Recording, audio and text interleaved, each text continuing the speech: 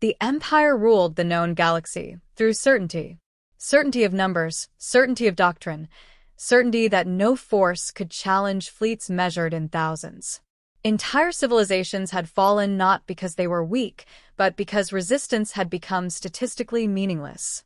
When imperial borders advanced, surrender followed. When surrender failed, annihilation corrected the error. This pattern had held for centuries, until the border alarm sounded from a region no admiral liked to name. The sector was officially classified as empty. No trade routes passed through it. No resource claims were filed. Navigation charts labeled it with neutral markers and excessive margins, a silent suggestion to turn away. Unofficially, it was known as the Human Exclusion Zone. The Empire had never crossed it, not out of mercy, but out of calculation. Long-range probes sent centuries ago had stopped transmitting. Fleets assigned to reconnaissance had been quietly reassigned. Records were sealed, not erased, and fear settled into bureaucracy, where courage should have lived. So when sensors detected a vessel emerging from that border, disbelief spread before panic followed. One contact. One hull signature. No escort, no formation, no obvious defensive posture. It did not match any known Imperial database, nor any Allied registry. The object moved with deliberate speed, unconcerned with stealth yet uninterested in display. Its trajectory cut cleanly into Imperial-controlled space, as if borders were theoretical concepts rather than enforced law. Command analysts dismissed it at first. A malfunctioning relic, perhaps. A civilian craft off course. Then mass readings corrected themselves. Energy output climbed beyond cruiser class, beyond battleship norms, into a category reserved for mobile command stations. Weapon ports were not visible, yet power distribution suggested redundancy upon redundancy. This was not a ship designed to survive battle. It was designed to finish one. Across Imperial space, strategic nodes elevated readiness levels without awaiting orders. Admirals felt something unfamiliar settle into their instincts, a sensation last recorded in archived neural scans of extinct species. The lone vessel did not respond to hails. It did not alter course. It did not accelerate when targeting arrays brushed across its hull. It simply continued forward, as though the galaxy ahead had already been accounted for. Historians were summoned in haste. Old data vaults opened. Redacted encounters resurfaced in fragments and footnotes. Reports described enemies who did not retreat, did not negotiate, and did not escalate gradually. They acted once, decisively, and left silence behind. The name attached to those reports appeared rarely, often replaced with euphemisms or error codes. Human. The Empire's fleets were unmatched in scale, yet scale suddenly felt irrelevant. This ship had crossed the border alone, not because it lacked support, but because it required none. Its presence was not reconnaissance. It was confirmation. Confirmation that something had been measured, evaluated, and found unacceptable. As the vessel passed deeper into Imperial territory, civilian channels began picking up gravitational distortions and unexplained system diagnostics. Supply depots reported synchronization failures. Defensive grids recalibrated without command input, then locked themselves. Nothing exploded. Nothing burned. The Empire, so accustomed to visible domination, found itself reacting to effects without causes. When the border alarm echoed through command chambers, no cheers followed. No declarations were issued. Silence spread instead, heavy and deliberate. For the first time in generations, the Empire did not ask what the intruder wanted. They asked why it had come. No orders arrived to intercept. Calculations ran endlessly, each ending in probabilities too uncertain to justify action. The Empire had crossed countless borders before, always as the inevitable force. Now, inevitability faced them from the opposite direction. Somewhere beyond sensors and equations, humanity watched, not with urgency, but with patience earned through survival. The galaxy had finally knocked on the wrong door, and the response was already moving, unhurried, unstoppable, and entirely alone. Fear did not arrive loudly. It arrived quietly, settling into command minds as certainty dissolved and history shifted permanently. Forever. Imperial command did not panic.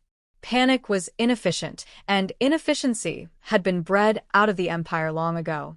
What spread instead was hesitation, a far more dangerous condition for a civilization built on momentum. The lone vessel continued its advance, while decision trees multiplied and collapsed in equal measure. Every calculation assumed one missing variable, and every missing variable shared the same label: human intent. Data archives, once considered ceremonial, were forced open. Records older than current star maps resurfaced, fragmented and deliberately incomplete. They told stories not of great battles, but of abrupt endings. Entire expansion fronts had gone silent after brief contact. Not destroyed, not conquered, simply erased from relevance. Supply chains failed first, followed by command coherence, then the will to continue. The pattern repeated with unsettling precision. Where humanity appeared, war did not escalate. It concluded. Senior historians confirmed what strategists already suspected. Humans did not fight for territory. They fought to remove threats before those threats could mature. Their conflicts were short because they were decided long before the first shot. When negotiations were offered, humans listened, but only to measure sincerity, never to compromise outcome. Empires that misunderstood this had vanished quietly, leaving behind gaps in galactic charts that no one bothered to reclaim. The Empire had once categorized humanity as strategically dormant. That assumption now appeared catastrophically naive. Dormancy was not absence. It was restraint. Intelligence analysts realized that humanity's borders had not been weakly defended. They had been left deliberately untouched. The galaxy had respected that boundary without ever understanding why. Now the reason approached at steady velocity, alone and unchallenged. Military councils debated interception strategies. Destroyer wings were proposed, then dismissed. Battleship formations were simulated, then abandoned. Every engagement model ended the same way, not in catastrophic loss, but in systemic failure. Communications interference, predictive countermeasures, and asymmetric retaliation cascaded faster than imperial doctrine could adapt. Humanity did not overwhelm fleets. They dismantled them piece by piece, often without being seen. A classified annex surfaced, sealed after a long-forgotten incident. It described a human response to a border violation by a minor empire centuries earlier. No declaration was made. No fleet mobilized. Instead, navigation data across that empire slowly became unreliable. Star charts contradicted each other. Autonomous systems disagreed on fundamental constants. Within a decade, the empire collapsed under logistical impossibility. Humanity never claimed credit. They never needed to. As this knowledge spread through command ranks, confidence fractured. The lone warship was not a provocation. It was a verdict. Humanity had already decided the Empire's expansion posed a future risk. The presence of a single vessel suggested that further escalation was unnecessary. That realization chilled even the most seasoned admirals. Strength measured in numbers meant nothing against an opponent that optimized outcomes rather than engagements. Civilian channels began noticing anomalies. Freight schedules slipped without explanation. Defense stations recalibrated against phantom threats. None of it caused immediate harm, but the implications were unmistakable. The Empire's systems were being observed, mapped, and understood in real time. Not hacked, not attacked, understood. That level of insight could only come from an intelligence architecture designed for long-term patience. When the warship passed another strategic junction without resistance, no one celebrated restraint. Silence lingered because silence implied consent, and consent implied fear. The Empire, once defined by its unstoppable advance, now found itself measuring time differently. Every moment the ship remained unchallenged confirmed the same truth. Humanity did not need to announce its power. The galaxy already remembered. The Empire simply had to catch up. The transmission arrived without warning, bypassing military relays and priority channels alike. It did not interrupt systems or force overrides. It simply appeared everywhere at once, carried on civilian networks, emergency bands, and secure command frequencies with equal clarity. The signal carried no encryption signature the Empire recognized, yet every receiver decoded it effortlessly, as if the language itself had been anticipated. The voice was human, calm, unhurried, and unmistakably controlled. It identified the vessel as a human warship operating under autonomous strategic authority. No fleet designation followed. No rank, no political preface. The absence was deliberate. Titles implied hierarchy. This ship answered to none. The voice explained that the border crossing was not a message, but a response. Imperial expansion vectors had been analyzed decades in advance. Resource consumption rates, population pressures, and military doctrine all pointed to a single outcome: eventual intrusion into human-controlled space. The probability threshold for intervention had been crossed. Action was now optimal. There was no accusation in the tone, only explanation. Humanity had no interest in punishing ambition. They intervened only when ambition matured into inevitability. The Empire, the voice stated, had reached that stage. As the transmission continued, Imperial officers realized the speaker was not reading prepared statements. It was narrating current conditions. Fleet positions were listed with exact coordinates. Fuel reserves were cited down to fractional margins. Defensive arrays were described alongside their undocumented redundancies and overlooked vulnerabilities. The voice paused occasionally, allowing updates to register, then continued with corrected figures. This was not intelligence gathered earlier. It was live. Attempts to cut the feed failed silently. Systems reported compliance, while the voice persisted. The warship itself altered nothing about its trajectory. It did not slow to command attention. It did not maneuver to intimidate. The confidence lay in its certainty that attention was already secured. The transmission clarified humanity's operational philosophy. They did not wage wars of conquest because conquest generated instability. Instability produced variables. Variables increased future conflict. Humanity preferred resolution. When threats were identified, they were contained at the earliest stage possible, using the least force necessary to guarantee permanence. The warship, the voice explained, was not equipped for prolonged engagement. That was unnecessary. Its role was assessment, correction, and demonstration. Other assets existed, but their deployment would indicate that assessment had failed. That threshold had not yet been reached. Throughout Imperial space, systems began reporting subtle confirmations of the words being spoken. Long-range weapons refused target locks. Navigation AIs recalculated routes that avoided the human vessel without being instructed to do so. A defensive station near a core world powered down its primary emitter after determining, independently, that activation would result in unacceptable escalation. Machines were choosing caution. The voice acknowledged the Empire's strength. It recognized their efficiency, their discipline, and their historical success. Those qualities, it stated, were precisely why humanity had acted early. Powerful empires did not collapse suddenly. They expanded until they collided with boundaries that did not yield. Humanity was such a boundary. No demands were issued. No terms were offered. The voice stated that the Empire was free to continue governing its existing territory. No human presence would follow.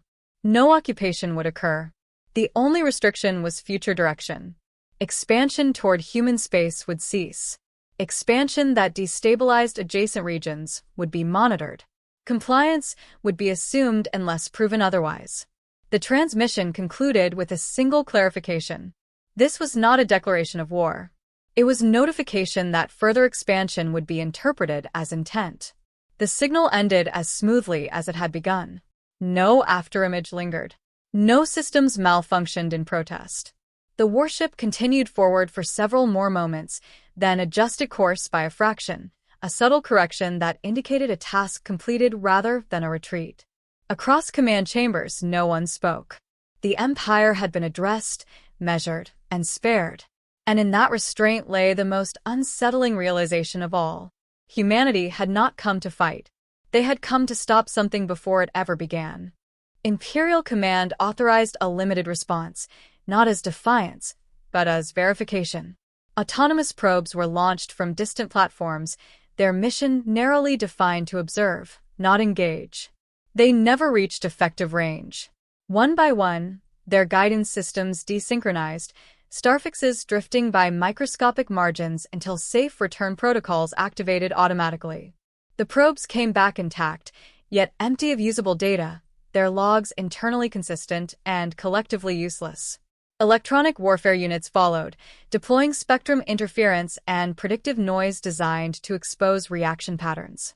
The human vessel did not counter. It did not acknowledge the attempt at all. Instead, Imperial networks experienced momentary latency spikes, brief enough to be dismissed individually, but synchronized across sectors with unsettling precision. Analysts realized the interference had been mapped, classified, and neutralized without direct engagement. Humanity was not reacting. It was filtering. A drone wing attempted closer observation under strict non-hostile parameters. As they approached, their onboard AIs began recalculating threat assessments in contradiction to Central Command. Collision avoidance routines took precedence over mission objectives. The drones veered away, broadcasting self-generated justifications for aborting the approach. No external command had overridden them. They had concluded, independently, that proximity was unacceptable. Fleet commanders argued that these anomalies proved nothing. Doctrine demanded demonstration of resolve. A forward defense platform, one of the Empire's most heavily shielded installations, was ordered to conduct a passive lock-on. No weapons were primed. No firing solution was prepared. The lock lasted less than a second. Power across the platform's primary systems drained into containment reserves without warning. Emergency backups engaged, then disengaged, reporting optimal stability.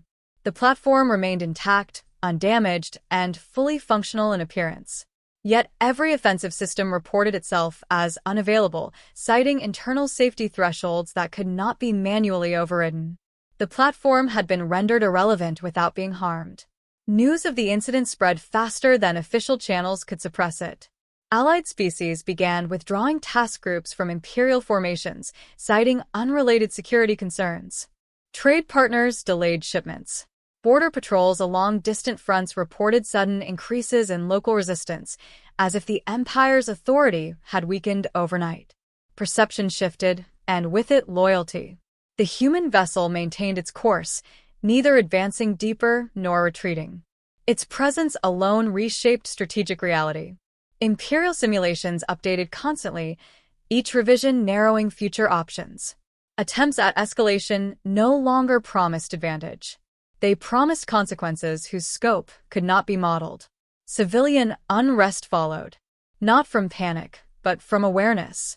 The Empire's narrative of inevitable dominance fractured as citizens realized restraint was not being chosen out of confidence, but necessity. When strength hesitates, observers notice. Markets fluctuated. Recruitment numbers dipped. Confidence, once an assumed constant, became volatile. High Command convened in continuous session. Arguments for decisive action collapsed under the same conclusion. Engagement would not restore initiative. It would surrender it. Humanity's response framework rewarded patience and punished impulsivity. Every aggressive act increased the probability of outcomes no longer under Imperial control. A directive was issued, carefully worded and deliberately limited. Expansion fleets were recalled from contested regions. Border pressures eased. The order was framed as strategic consolidation, but no one present mistook it for choice. It was compliance shaped to resemble policy. Only then did the human vessel adjust its heading again, a marginal shift that moved it closer to the border it had crossed. Not in retreat, but in acknowledgement. The demonstration phase had concluded. Humanity had tested the Empire's reactions and found them predictable enough to accept. The galaxy absorbed the lesson quickly. No battle had been fought. No cities burned. Yet an empire that once measured its power in territory now measured it in restraint. The absence of violence did not signal peace. It signaled control exercised so precisely that force became unnecessary. And that understanding settled heavily across Imperial space, deeper and more enduring than fear. It was certainty redefined. The human warship slowed as it approached the border it had crossed, its engines reducing output with deliberate precision. No pursuit followed. Imperial fleets held position, their formations intact but purposeless, as if awaiting instructions that would never arrive. The absence of pursuit was not tactical. It was acceptance. The Empire understood now that nothing would be gained by testing a boundary that had already proven absolute. A final transmission spread across Imperial space, softer in delivery, but no less definitive. The human voice returned, not to threaten or warn, but to explain. Humanity, it said, had learned long ago that survival in a crowded galaxy depended on anticipation. Wars fought late consumed generations. Wars prevented early saved them. Their strategy was not dominance, but insulation. They did not expand because expansion created enemies. They did not rule because rulership demanded constant enforcement. Instead, they watched, calculated, and acted only when trajectories became unavoidable. The Empire was not condemned. It was acknowledged. Its discipline and unity had delayed intervention far longer than most civilizations managed. That restraint, the voice explained, was the reason this encounter ended without devastation. Humanity had no desire to erase what could still adapt. As the transmission faded, systems that had been subtly constrained returned to normal operation. Defensive platforms regained authority over their weapons. Navigation arrays stabilized. The message was clear. The limitations had never been permanent. They had been conditional. Control had been demonstrated, not imposed. Across the galaxy, observers drew their own conclusions. Star charts were revised. Regions near human-controlled space were reclassified with language more cautious than any official warning. Independent polities adjusted expansion plans without discussion. The lesson required no repetition. Humanity was not aggressive, but it was intolerant of inevitability aimed in its direction. Within the Empire, the shift was profound. Expansion doctrines were rewritten. Military academies introduced new case studies that did not glorify conquest, but failure to anticipate. The idea that strength alone guaranteed survival was quietly retired. Strength, it turned out, attracted attention. Attention invited judgment. The human vessel crossed the border again, this time in reverse, disappearing from sensors with the same unceremonious efficiency that had marked its arrival. No celebration followed its departure. There was nothing to celebrate. The Empire remained intact, but smaller in ambition, constrained not by defeat, but by understanding. Long after the encounter, historians would argue over the moment the balance of the galaxy truly changed. Some would cite ancient wars, others the rise and fall of great powers. Those present in command chambers that day knew better. Change had occurred without spectacle, without fire, without loss. A single ship had crossed a line, spoken calmly, and altered the direction of an empire. Humanity did not need monuments or conquered worlds to define its place among the stars. Its reputation traveled faster than fleets and lasted longer than empires. Where others expanded outward, humanity expanded foresight. Where others sought control, humanity enforced limits. The Empire learned that day why human space had been left untouched for so long. It was not because humanity was weak, hidden, or disinterested. It was because humanity chose when history moved. And when it did, even empires listened.